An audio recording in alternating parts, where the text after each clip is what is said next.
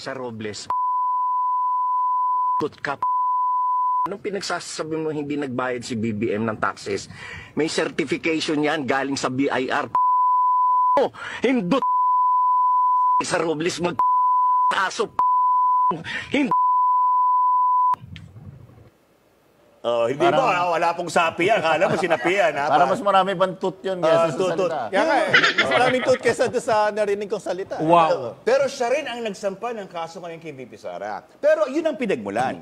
Attorney, sige nga, what are the grounds for these Mormon cases in the Philippines? How do you get this part? Yan. Well, kasi ganito yan, pag abogado ka, sabi sa aming Code of Professional Responsibility and Accountability, if you're a lawyer, you're supposed to act with propriety and you should maintain the appearance of propriety. Appearance. Tandaan mo, maintain the appearance of propriety in both your personal and professional Propriety sa Tagalog, life. ano bang propriety? Ano ba yung Ibig sabihin, maayos na Maayos. pagkilos, naayos sa iyong profesyon, Matino. Oo, matino.